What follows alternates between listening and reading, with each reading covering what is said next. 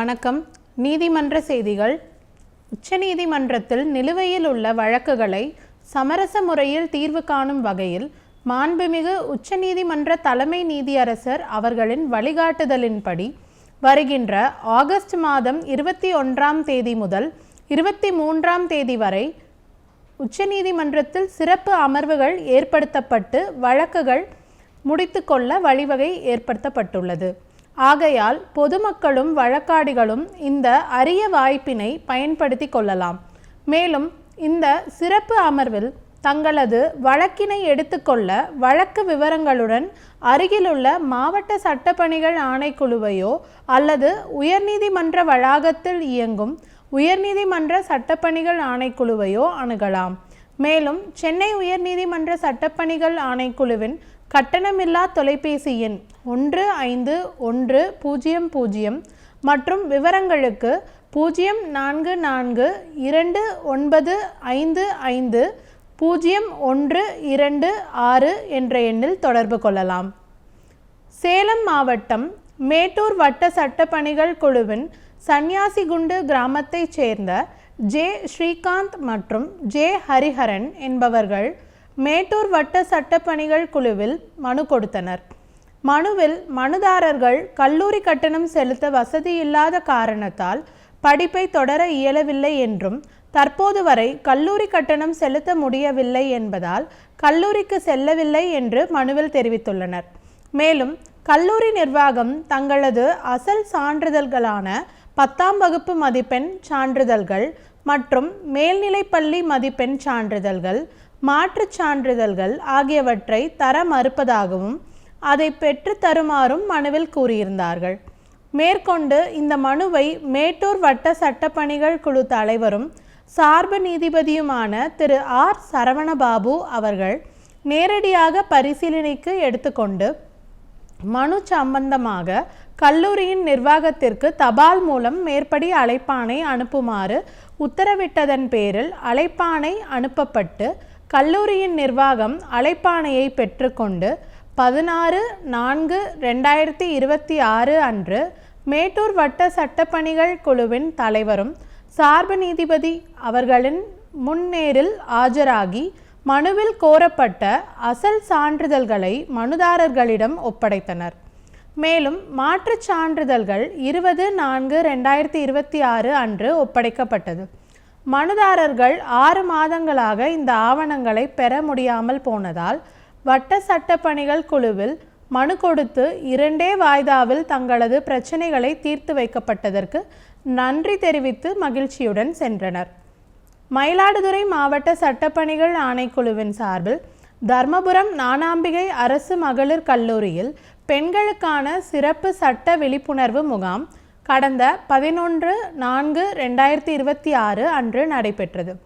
இம்முகாமில் மாவட்ட சட்டப்பணிகள் ஆணைக்குழு வழக்கறிஞர்கள் கலந்து கொண்டு பெண்களின் சட்ட உரிமைகள், கடமைகள், தங்களை தற்காத்து கொள்வது, சட்ட உதவி மையத்தின் செயல்பாடுகள் குறித்தும் அனைத்து பெண்களுக்கும் இலவச சட்ட உதவி பெறுவதற்கான உரிமைகள் குறித்தும், இலவச சட்ட உதவி எண் 151000 குறித்தும், குடும்ப வன்முறை எதிர்ப்பு சட்டம், பணியிடங்களில் பெண்கள் பாதுகாப்பு மற்றும் பெண்கள் தங்கள் உரிமைகளை அறிந்து பயன்பெறுவது சமூக முன்னேற்றத்திற்கு மிகவும் முக்கியமானதாகும் என்று எடுத்துரைத்தார்.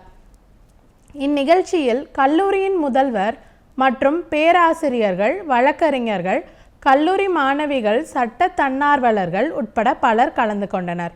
தர்மபுரி மாவட்ட சட்டப்பணிகள் ஆணைக்குழுவில் கடந்த 16/4/2026 அன்று சட்ட தன்னார்வலர்களுக்கான பயிற்சி முகாம் நடைபெற்றது.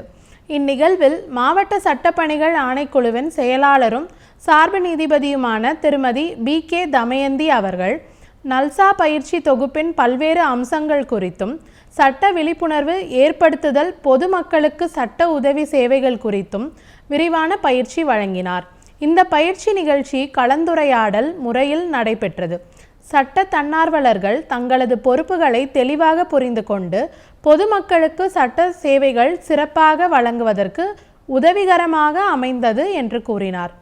மதுரை மாவட்டம் பேரையூர் வட்ட சட்டப்பணிகள் குழு சார்பில் சின்ன பூலாம்பட்டி கிராமத்தில் கடந்த 13/4/2026 அன்று சட்ட விழிப்புணர்வு முகாம் நடைபெற்றது. இம்முகாமில் வட்ட சட்டப்பணிகள் குழு வழக்கறிஞர் அவர்கள் சட்டப்பணிகள் குழுவின் செயல்பாடுகள், பெண்களுக்கு எதிரான வன்கொடுமை சட்டங்கள் குறித்தும், பெண் கல்வியின் அவசியம், பெண் குழந்தைகளின் பாதுகாப்பு குறித்தும், பெண்களுக்கான சட்ட உரிமைகள் என பல்வேறு சட்டங்கள் குறித்து விளக்கி கூறினார். இதில் வழக்கறிஞர்கள், சட்ட தன்னார்வலர்கள் மற்றும் பொதுமக்கள் உட்பட பலர் கலந்து கொண்டனர். நாகப்பட்டினம் மாவட்டம் சட்டப்பணிகள் ஆணைக்குழுவின் சார்பில் அன்னை சத்யா குழந்தைகள் இல்லம், நாகப்பட்டினம் சமூக பாதுகாப்பு துறை மற்றும் தன்னார்வ அமைப்புகளுடன் இணைந்து தெரு ஓரங்களில் வாழும் குழந்தைகளின் மறுவாழ்வு குறித்து கடந்த 17/4/2026 அன்று சட்ட விழிப்புணர்வு முகாம் நடைபெற்றது. இம்முகாமில் மாவட்ட சட்டப்பணிகள் ஆணைக்குழுவின் செயலாளரும் சார்பு நீதிபதியுமான திருமதி பி. சுப்புலட்சுமி அவர்களின் தலைமையில் பாதுகாப்பும் பராமரிப்பும் தேவைப்படும் பெண்கள் மற்றும் குழந்தைகள் தொடர்பான விழிப்புணர்வு, தெருவில் வாழும் குழந்தைகளின் மறுவாழ்வு குறித்தும், பெற்றோர்கள் பராமரிப்பில் இல்லாதவர்கள், பாலியல் தொழிலில் ஈடுபடுத்தப்படும் குழந்தைகள், உடல் மன அழுத்தம், பாலியல் துன்புறுத்தலினால் பாதிக்கப்பட்டவர்கள் குறித்தும், அவர்களுக்கான சட்டப்பணிகள் ஆணைக்குழுவின் செயல்பாடுகள் குறித்தும் விளக்கி பேசினார். இந்நிகழ்ச்சியில் அன்னை சத்யா குழந்தைகள் இல்ல மேலாளர், வழக்கறிஞர்கள், சமூக பாதுகாப்புத்துறை அலுவலர், சட்ட தன்னார்வலர்கள் மற்றும் பொதுமக்கள் உட்பட பலர் கலந்து கொண்டனர். தருமபுரி மாவட்டம் பாலக்கோடு வட்ட சட்டப்பணிகள் குழு சார்பில் எருமியம்பட்டி கிராமத்தில் கடந்த 18/4/2026 அன்று மனித கடத்தல் மற்றும் வணிக பாலியல் சுரண்டலால் பாதிக்கப்பட்டவர்களுக்கான சட்ட விழிப்புணர்வு முகாம் நடைபெற்றது. இம்முகாமில் வட்ட சட்டப்பணிகள் குழு வழக்கறிஞர்கள் திரு சி. தியாகராஜன் மற்றும் திரு H. கண்ணன் அவர்கள் கலந்து கொண்டு மனித கடத்தல், வணிக பாலியல் சுரண்டல், பாதிக்கப்பட்டவர்களுக்கு கிடைக்கும் சட்ட பாதுகாப்பு மற்றும் சட்ட உதவி குறித்தும், சட்டப்பணிகள் ஆணைக்குழுவின் செயல்பாடுகள் மற்றும் பாதிக்கப்பட்டவர்களுக்கான கட்டணமில்லா தொலைபேசி எண் 1098 குறித்தும் விரிவாக எடுத்துரைத்தார். இதில் சட்ட தன்னார்வலர்கள் மற்றும் பொதுமக்கள் உட்பட பலர் கலந்து கொண்டனர். ராமநாதபுரம் மாவட்டம் கமுதி வட்ட சட்டப்பணிகள் குழு சார்பில் கடந்த 20/4/2026 அன்று கமுதி புத்துக்குடியிருப்பு கிராமத்தில் சட்ட விழிப்புணர்வு முகாம் நடைபெற்றது. இம்முகாமில் வட்ட சட்டப்பணிகள் குழு வழக்கறிஞர் திரு கே.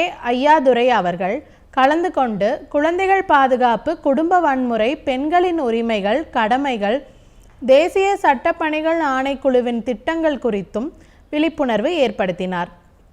இந்த முகாமில் சட்ட தன்னார்வலர்கள் மற்றும் பொதுமக்கள் உட்பட பலர் கலந்து கொண்டனர். கோயம்புத்தூர் மாவட்ட சட்டப்பணிகள் ஆணைக்குழுவின் சார்பில் கோயம்புத்தூர் RVS கலை மற்றும் அறிவியல் கல்லூரியில் சிறப்பு சட்ட விழிப்புணர்வு நிகழ்ச்சி நடைபெற்றது. இந்நிகழ்ச்சியில் மாவட்ட சட்டப்பணிகள் ஆணைக்குழுவின் வழக்கறிஞர் திரு M. மதிவாணன் அவர்கள் பேசியதாவது: மாவட்ட சட்டப்பணிகள் ஆணைக்குழுவின் செயல்பாடுகள், ஆஷா டான் ஜாகிருதி திட்டங்கள் குறித்தும் மற்றும் கட்டணமில்லா உதவி எண் 151000 பற்றியும் விரிவாக எடுத்துரைத்தார். இதில் கல்லூரியின் முதல்வர், பேராசிரியர்கள், மாணவியர்கள், வழக்கறிஞர்கள் மற்றும் சட்ட தன்னார்வலர்கள் உட்பட பலர் கலந்து கொண்டனர்.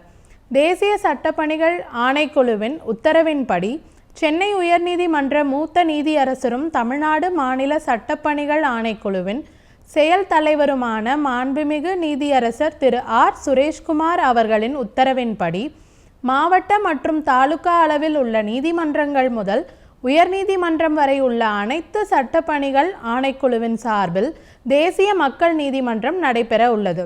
அதன்படி இந்த வருடத்திற்கான அட்டவணைப்படி தேசிய மக்கள் நீதிமன்றம் வருகின்ற 13/6/2026 அன்று நடைபெற உள்ளது.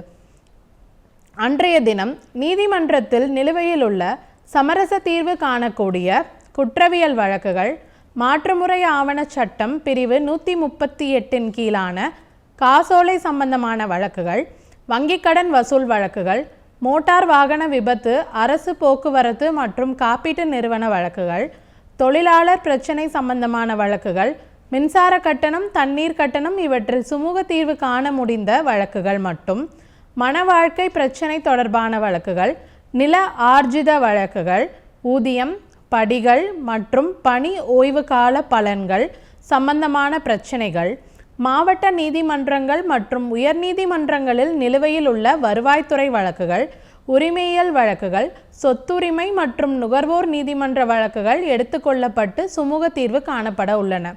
நீதிமன்றத்தில் வழக்காக தாக்கல் செய்யும் முன்னர் சமரசம் செய்து கொள்ளக்கூடிய பிரச்சனைகளான ப்ரீ லிட்டிகேஷன் கேசஸ், காசோலை சம்பந்தமான பிரச்சனைகள், வங்கி கடன் வசூல் பிரச்சனைகள், மின்சார கட்டணம், தண்ணீர் கட்டணம் உள்ளிட்ட பிரச்சனைகள் எடுத்துக்கொள்ளப்பட்டு சுமூக தீர்வு காணப்பட உள்ளன. இந்த அமைப்புகளின் மூலம் தீர்த்து வைக்கப்படுகின்ற வழக்குகள் அந்த அமைப்புகளிலேயே முற்றுப்பெற்று விடுகின்றன. உரிமையியல் வழக்குகளில் நீதிமன்றத்தில் ஏற்கனவே செலுத்தப்பட்டுள்ள நீதிமன்ற கட்டணத்தை திரும்ப பெறும் வாய்ப்பும் உள்ளது. வழக்குகளில் தீர்வு கண்டவுடன் அதற்கான தீர்வு நகல் உடனடியாக வழங்கப்படும். மேற்படி தீர்வுகளை எதிர்த்து மேல்முறையீடு என்பது இல்லை. மனம் ஒருமித்து ஏற்படுகின்ற இந்த தீர்வுகளை பொறுத்தவரை இரு தரப்பில் எவருக்கும் வெற்றி தோல்வி என்பதில்லை. இத்தீர்வானது ஒரு நீதிமன்றம் பிறப்பிக்கின்ற தீர்ப்பாணைக்கு ஒப்பாகும்.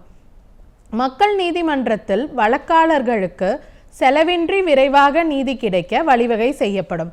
நீதிமன்றத்தில் நிலுவையில் இல்லாத பிரச்சனைகளாக இருந்தாலும் அவற்றையும் மக்கள் நீதிமன்றம் வாயிலாக விசாரித்து நிரந்தர தீர்வு காணப்படும். எனவே பொதுமக்களும் வழக்காடிகளும் வருகின்ற 13/6/2026 அன்று தமிழ்நாடு முழுவதும் நடைபெற உள்ள தேசிய மக்கள் நீதிமன்றத்தில் கலந்து கொண்டு பயன்பெறுமாறு தமிழ்நாடு மாநில சட்டப்பணிகள் ஆணைக்குழு சார்பாக கேட்டுக்கொள்ளப்படுகிறது. நன்றி, வணக்கம்.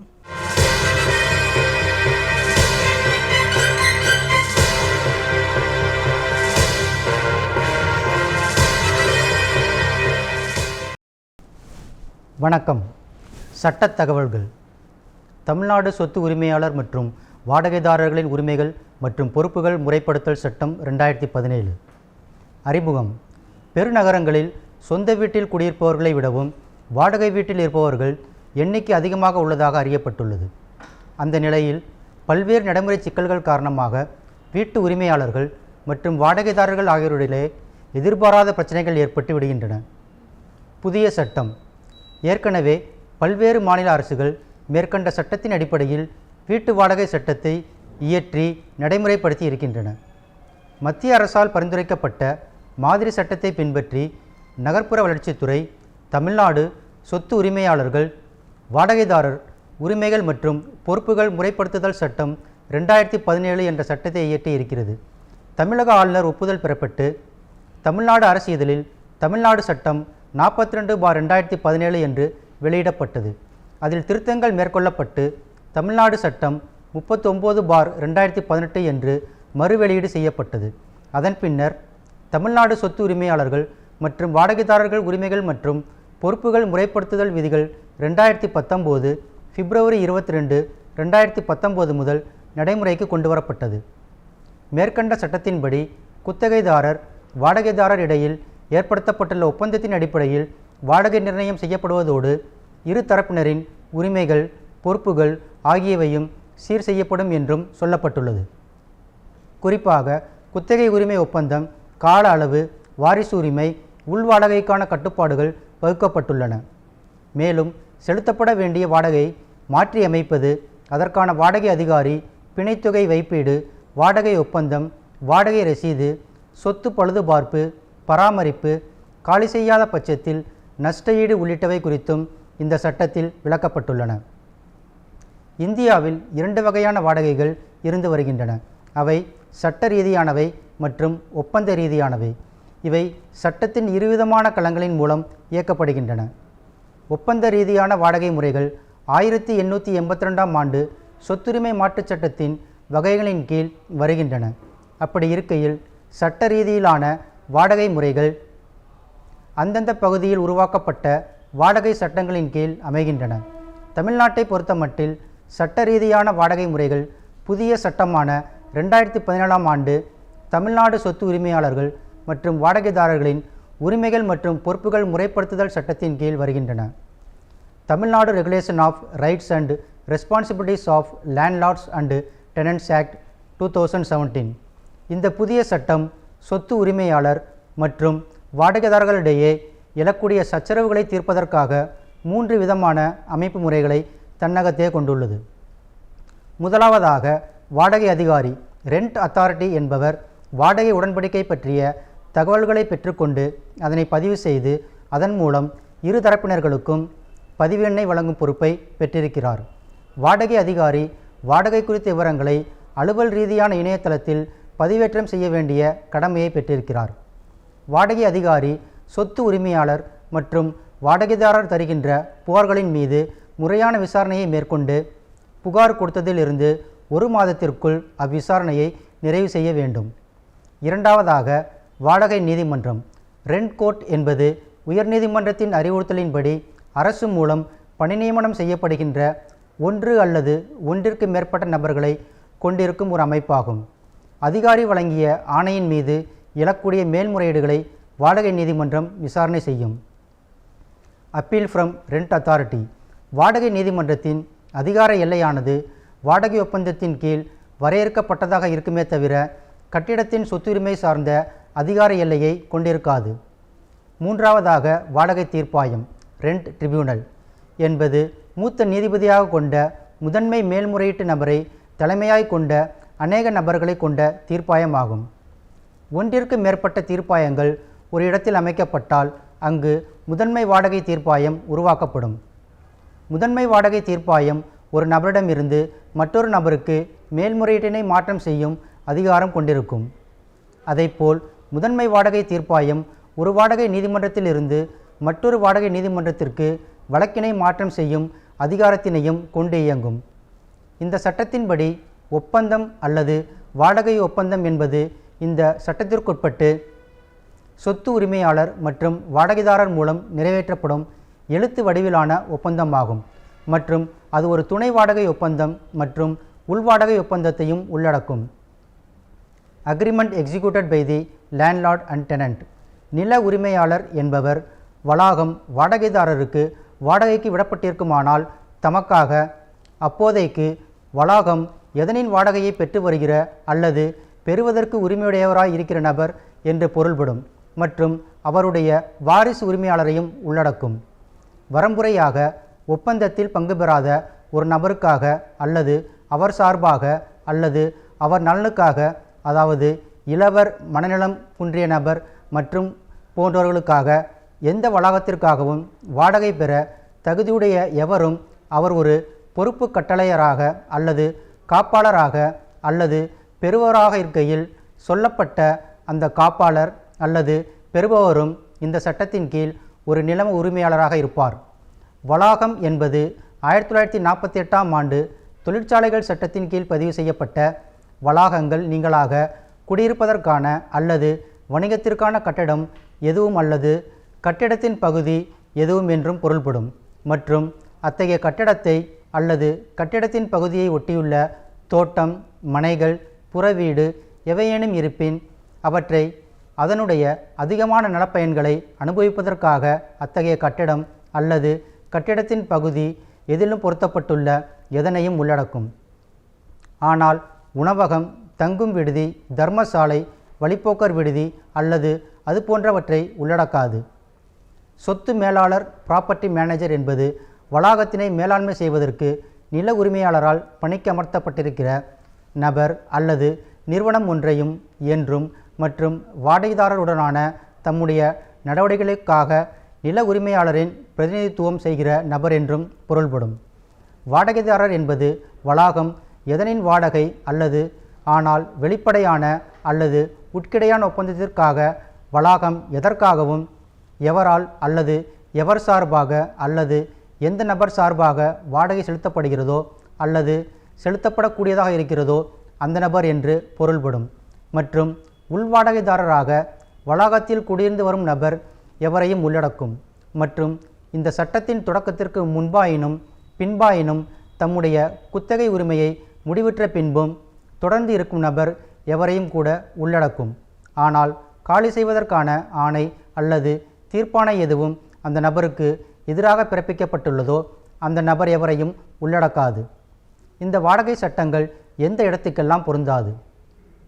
அரசு நிலங்கள், கோயில் இடங்கள், நிறுவனத்தின் ஊழியருக்கு வாடகைக்கு கொடுக்கப்பட்ட இடங்கள் மற்றும் ஹோட்டல், லாட்ஜுக்கு இந்த சட்டம் பொருந்தாது. இந்த சட்டம் பொருந்தாத சில வளாகங்கள்: மைய அல்லது மாநில அரசால் அல்லது உள்ளாட்சி அதிகார அமைப்பால் அல்லது அரசு நிறுவனத்தினால் அல்லது சட்டப்படியான குழுமத்தினால் அல்லது பாளைய குழுவினால் சொந்தமாக கொள்ளப்பட்ட அல்லது உருவாக்கப்பட்ட வளாகங்கள் எவற்றிற்கும் ஒரு நிறுவனம், பல்கலைக்கழகம் அல்லது அமைப்புக்கு சொந்தமானதும் தன்னுடைய பணியாளருக்கு பணி ஒப்பந்தத்தின் ஒரு பகுதியாக வாடகைக்கு விட்டுள்ளதுமான வளாகங்கள் எவற்றிற்கும் அரசால் அறிவிக்கையில் வாயிலாக குறித்துரைக்கப்படலாகும் சமய மற்றும் அறநிலையங்களுக்கு சொந்தமான வளாகங்கள் எவற்றிற்கும் வக்ஃப் ஆக்டின் கீழ் பதிவு செய்யப்பட்ட வக்ஃபுகளுக்கு சொந்தமான அல்லது 1882ஆம் ஆண்டு இந்திய பொறுப்பு கட்டளை சட்டத்தின்படி பதிவு செய்யப்பட்ட பொறுப்பு கட்டளைக்கு சொந்தமான வளாகங்கள் எவற்றிற்கும் அரசால் பொதுநலன் கருதி அறிவிக்கை வாயிலாக குறிப்பாக விலக்களிக்கப்பட்ட பிற கட்டிடம் எதற்கும் அல்லது கட்டிடங்களின் வகை எதற்கும் பொருந்தலாகாது. வரம்புரை: ஆனால் மேலே உள்ள 1ஆம் உட்பிரிவின் ஏ கூறு முதல் டி வரையிலான கூறின் கீழ் வரும் வளாகங்களின் சொந்தக்காரர் எவரும் விரும்புகிற இந்த சட்டத்தின் வகைமுறைகளின்படி முறைப்படுத்துவதற்கு அவர்களால் எழுதி கொடுக்கப்பட்ட குத்தகை உரிமை உடன்பாடு இந்த சட்டத்தின் 4ஆம் பிரிவின்படி குத்தகை உரிமை உடன்பாட்டின் தகவலை அளிக்கும் சமயத்தில் அவ்வாறு செய்வதற்கான தம்முடைய விருப்பத்தை வாடகை அதிகாரிக்கு தெரிவிக்கலாம். இந்த சட்டத்தின் தொடக்கத்திற்கு பின்பு எழுதி கொடுக்கப்பட்ட குத்தகை உரிமைகள் அனைத்தும் நில உரிமையாளருக்கும் வாடகைதாரருக்கும் இடையே ஒத்துக்கொள்ளப்பட்டவரான மற்றும் குத்தகை உரிமை உடன்பாட்டில் குறித்துரைக்கப்பட்டவரான கால அளவாக இருக்கும். குத்தகை உரிமை உடன்பாடு இந்த சட்டத்தில் அல்லது அப்போதைக்கு நடைமுறையில் உள்ள பிற சட்டம் எதிலும் என்ன அடங்கியிருந்த போதிலும் நபர் எவரும் இந்த சட்டத்தின் தொடக்கத்திற்கு பின்பு எழுத்து வடிவிலான உடன்பாட்டின்படி அல்லாமல் வளாகம் எதனையும் வாடகைக்கு விடுதலோ அல்லது வாடகைக்கு எடுத்தலோ ஆகாது. இந்த சட்டத்தின் தொடக்கத்திற்கு பின்பு எழுத்து வடிவிலான உடன்பாட்டின்படி அல்லாமல் வளாகம் எதனையும் வாடகைக்கு விடுதலோ அல்லது வாடகைக்கு எடுத்தலோ ஆகாது. இந்த சட்டத்தின் தொடக்கத்திற்கு முன்பு உருவாக்கப்பட்ட குத்தகை உரிமை தொடர்பாக எழுத்து வடிவிலான உடன்பாடு ஏற்கனவே எழுதி கொடுக்கப்பட்டுள்ள விடத்து வாடகை அதிகாரிக்கு தெரிவிக்கப்படுதல் வேண்டும். எழுத்து வடிவிலான உடன்பாடு எதுவும் எழுதி கொடுக்கப்படாத விடத்து நில உரிமையாளர் மற்றும் வாடகைதாரர் குத்தகை உரிமை குறித்து எழுத்து வடிவிலான உடன்பாடு இந்த சட்டம் அமுலுக்கு வந்த நில உரிமையாளர் மற்றும் வாடகைதாரர் குத்தகை உரிமை குறித்து எழுத்து வடிவிலான ஒப்பந்தத்தினை இந்த சட்டம் அமுலுக்கு வந்ததிலிருந்து 575 நாட்களுக்குள் நிறைவேற்ற வேண்டும். வரம்புரையாக இந்த உட்பிரிவின் கீழ் நில உரிமையாளர் அல்லது வாடகைதாரர் ஒப்பந்தத்தினை ஏற்படுத்த தவறுகையில் பிரிவு 21 உட்பிரிவு 2 கூறு ஆயின் கீழ் வாடகைதாரர் அல்லது நில உரிமையாளர் ஒப்பந்தத்தினை ரத்து செய்வதற்கு விண்ணப்பிக்க உரிமை பெற்றிருப்பார். உட்பிரிவு 1 மற்றும் உட்பிரிவு 2இல் குறிப்பிடப்பட்ட எந்த ஒரு ஒப்பந்தமும் மற்றும் இந்த சட்டம் அமுலுக்கு வருவதற்கு முன்பு ஏற்கனவே ஏற்படுத்தப்பட்ட எழுத்து வடிவிலான எந்த ஒரு வாடகை ஒப்பந்தமும் வகுத்துரைக்கப்படும் கால அளவிற்குள் முதல் அட்டவணையில் குறித்துரைக்கப்பட்ட வடிவத்தின் வாயிலாக ஒரு விண்ணப்பம் செய்வதன் மூலம் நில உரிமையாளர் அல்லது வாடகைதாரர் வாயிலாக வாடகை அதிகாரியிடம் பதிவு செய்ய வேண்டும். உட்பிரிவு 3இன் கீழ் விண்ணப்பம் பெறுவதன் மூலம் இந்த சட்டம் மற்றும் இதன் கீழமைந்த விதிகளின் வகையங்களுக்கு உட்பட்டு ஒப்பந்தத்தினை வாடகை அதிகாரி 30 நாட்களுக்குள் பதிவு செய்ய வேண்டும் மற்றும் பதிவு எண்ணினை வழங்க வேண்டும்.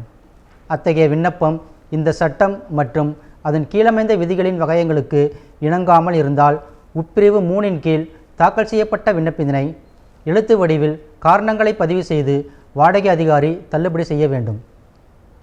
வரம்புரையாக தரப்பினர்களுக்கு ஒரு வாய்ப்பு வழங்காமல் எந்த விண்ணப்பமும் தள்ளுபடி செய்ய இயலாது. வாடகை அதிகாரி வகுத்துரைக்கப்பட்ட அமைப்பில் 4ஆம் உட்பிரிவின்படி வழங்கப்பட்ட பதிவு எண்ணுடன் சேர்த்து தரப்பினர்களின் பெயர்கள், வளாகங்களின் விவரங்கள் மற்றும் அனைத்து குத்தகை உரிமைகளின் குத்தகை காலம் போன்றவற்றினை பதிவு செய்யப்பட்ட நாளிலிருந்து 15 நாட்களுக்குள் இணையதளத்தில் பதிவேற்றல் செய்தல் வேண்டும். 1 மற்றும் 2ஆம் உட்பிரிவின்படி அளிக்கப்பட்ட தகவல், குத்தகை தொடர்பான பொருண்மைகள், அது தொடர்பான பொருட்பாடுகள் சான்றாக எடுத்துக்கொள்ளப்படுதல் வேண்டும். உடன்பாட்டில் விவர உரை இல்லாதிருக்கையில் நீதிமன்றம் எதிலும் பொருண்மை குறித்த சான்றாக பெறப்படுதல் ஆகாது. வாடகை அதிகாரி 4ஆம் உட்பிரிவின்படி வழங்கப்பட்ட பதிவு எண்ணுடன் சேர்த்து குத்தகை உரிமைகள் அனைத்தின் விவரங்களை வகுத்துரைக்கப்பட்ட படிவத்திலும் முறையிலும் பதிவு எண் ஒதுக்கப்பட்டதிலிருந்து 15 நாட்களுக்குள் அதன் இணையதளத்தில் பதிவேற்றல் செய்தல் வேண்டும். மேற்படி சட்டப்படி வாடகை வீட்டில் குடியிருப்பவர் கொடுக்கும் வாடகை பணத்திற்கு வீட்டின் உரிமையாளர் கண்டிப்பாக ரசீது கொடுக்க வேண்டும். அப்படி ரசீது கொடுக்காவிட்டால் குடியிருப்பவர் ஆன்லைன் மூலமாக வாடகை பணத்தை கொடுக்கலாம் அல்லது 2 மாதத்திற்கு மணி ஆர்டர் மூலமாக வாடகை அனுப்பலாம்.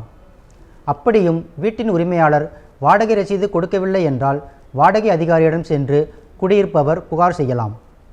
வீட்டின் உரிமையாளர் வாடகைக்கு குடியிருப்பவரின் வீட்டுக்குள் ஏதாவது ஒரு காரணத்திற்காக செல்ல வேண்டுமென்றால் 24 மணி நேரத்திற்கு முன்பாக குடியிருப்பவருக்கு ஒரு நோட்டீஸ் கொடுக்க வேண்டும். அதேபோல் காலை 7 மணிக்குள் அல்லது இரவு 8 மணிக்கு பின்னர் வீட்டின் உரிமையாளர் வாடகைக்கு இருப்பவரின் வீட்டுக்குள் செல்லக்கூடாது. வாடகை ஒப்பந்தம் போட்டு தற்போது அந்த ஒப்பந்தம் முடியப் போகிறது என்றால் 3 மாதங்களுக்கு முன்னரே வீட்டின் உரிமையாளரும் வாடகைக்கு இருப்பவரும் ஒன்றாக அமர்ந்து பேசி அடுத்ததாக ஒரு ஒப்பந்தம் போட்டுக்கொள்ளலாம். ஆனால் ஒப்பந்தம் முடிந்தும் அடுத்ததாக எந்த ஒரு ஒப்பந்தமும் போடவில்லை என்றாலும் வாடகைக்கு குடியிருப்பவர் தொடர்ந்து 6 மாதம் அந்த வீட்டில் குடியிருக்கலாம். இருப்பினும் வீட்டின் உரிமையாளர் வீட்டை காலி செய்ய வேண்டும் என்று சொன்னால் குடியிருப்பவர் கட்டாயம் காலி செய்தே ஆக வேண்டும். அதேபோல் வாடகை ஒப்பந்தத்தில் கையெழுத்து போட்டவர் துரதிர்ஷ்டவசமாக இறந்து போகும் சமயத்தில் ஒப்பந்தத்தில் குறிப்பிட்டுள்ள உறவினர்கள் யாராவது இருந்தால் அவர்கள் ஒப்பந்தம் முடியும் வரை அந்த வீட்டில் தங்கிக் கொள்ளலாம். வாடகைதாரர் மரணம் அடையும் கால் குடியிருப்பு மற்றும் குடியிருப்பு அல்லாத வளாகத்தின் குத்துரிமை பின்வரும் வரிசை முறையில் தன்னுடைய வாரிசுதாரர்களுக்கு குத்தகை உரிமை எஞ்சிய காலத்திற்கு உரிமை மாற்றி கொடுத்தல் வேண்டும். வாழ்க்கை துணை மகன்கள், மகள்கள் அல்லது ஒரு இறந்த மகனின் மூலம் விதவையாக உள்ள மருமகள்கள், வாழ்ந்து கொண்டிருக்கின்ற பெற்றோரில் ஒருவர் அல்லது இருவரும் வரம்புறையாக வாரிசுதாரர் இறந்து போன வாடகைதாரருடன் அவர் இறக்கும் வரையில் அந்த வளாகத்தில் வழக்கமாக குடியிருந்து வருபவராக அல்லது அதில் பணியாற்றி வருபவராக இருந்திருக்க வேண்டும். ஒப்பந்தம் முடிந்த பிறகுதான் ஒருவரை வீட்டிலிருந்து காலி பண்ண சொல்ல முடியும். அப்படி ஒப்பந்தம் முடிந்த பிறகும் குடியிருப்பவர் வீட்டை விட்டு காலி பண்ணவில்லை என்றால் வாடகை நீதிமன்றத்தில் சென்று புகார் செய்யலாம். நீதிமன்றம் சொல்லியும் குடியிருப்பவர் வீட்டை காலி செய்யவில்லை என்றால் ஒப்பந்தம் முடிந்த தேதியிலிருந்து வீட்டை காலி பண்ணும் தேதி வரைக்கும் 2 மடங்கு வாடகை வீட்டின் உரிமையாளர் அவரிடமிருந்து வசூலித்து கொள்ளலாம். வளாகங்களை நில உரிமையாளர்கள் எப்போது எப்படி மீட்கலாம்? நில உரிமையாளரும் வாடகைதாரரும் பிரிவு 4 உட்பிரிவு 2 கீழ் ஒரு ஒப்பந்தத்தினை ஏற்படுத்த தவறுகின்ற போது வாடகைதாரர் பிரிவு 13 உட்பிரிவு 1 குறிப்பிட்டபடி செலுத்தப்பட வேண்டிய வாடகையின் மொத்த நிலுவைத் தொகை மற்றும் செலுத்தப்பட வேண்டிய பிற கட்டணங்கள் நேர்விற்கேற்ப குத்தகை ஒப்பந்தத்தில் குறித்துரைக்கப்பட்டபடியோ அல்லது வகுத்துரைக்கப்பட்டபடியோ காலதாமத்திற்கான வட்டியையும் சேர்த்து செலுத்தாமல் இருக்கும் பட்சத்தில் 1882ஆம் ஆண்டு சொத்து மாற்று சட்டத்தின் பிரிவு 106 உட்பிரிவு 4 வழங்கப்பட்ட முறைகளின்படி நில உரிமையாளர் அத்தகைய செலுத்தப்பட வேண்டிய வாடகை நிலுவைத் தொகை மற்றும் அனைத்து ஏனைய கட்டணங்களை செலுத்த வேண்டி வாடகைதாரருக்கு 1 மாதத்திற்கு அறிவிக்கையினை சார்பு செய்வதன் பேரில் வரம்புறையாக வாடகைதாரர் அவருக்கு சார்பு செய்யப்படும் அறிவிப்பிலிருந்து 1 மாதத்திற்குள் வட்டி உள்ளடங்கலான வாடகை நிலுவைகள் அனைத்தையும் நில உரிமையாளருக்கு வழங்குவாராயின் அல்லது வாடகை நீதிமன்றத்தில் வைப்பீடு செய்வாராயின் வாடகை கொடுக்க தவறியதன் காரணமாக வாடகைதாரரை வெளியேற்றுவதற்கான ஆணை எதுவும் பிறப்பிக்கப்படுதல் ஆகாது. மற்றும் வளாகங்களை தவறாக பயன்படுத்தினாலோ வளாகங்களை காலி செய்யாமல் பழுது பார்க்க முடியாது என்ற நிலை இருந்தாலோ சட்டத்தில் பிரிவு 21 கீழ் குறிப்பிட்டுள்ள வரைமுறையின்படி உரிமையாளர் வாடகைதாரரை காலி செய்ய கோரலாம். நேயர்களே, சட்ட உதவி சம்பந்தமான உதவிகள் பெற அணுக வேண்டிய முகவரி: உறுப்பினர் செயலாளர், தமிழ்நாடு மாநில சட்டப்பணிகள் ஆணைக்குழு, வடக்கு கோட்டை சாலை, மெட்ராஸ் உயர்நீதிமன்ற வளாகம், சென்னை 6104 மற்றும் அந்தந்த மாவட்ட நீதிமன்ற வளாகத்தில் இயங்கும் மாவட்ட சட்டப்பணிகள் ஆணைக்குழு. இந்நிகழ்ச்சிகளை யூடியூபில் பார்க்க டிடி தமிழ் நீதிமன்ற செய்திகள் என்ற பக்கத்தில் பார்க்கலாம். மேலும் சட்ட உதவிக்கு தேசிய சட்டப்பணிகள் ஆணைக்குழு உதவி எண் 151000 என்ற எண்ணை தொடர்பு கொள்ளவும். நன்றி, வணக்கம்.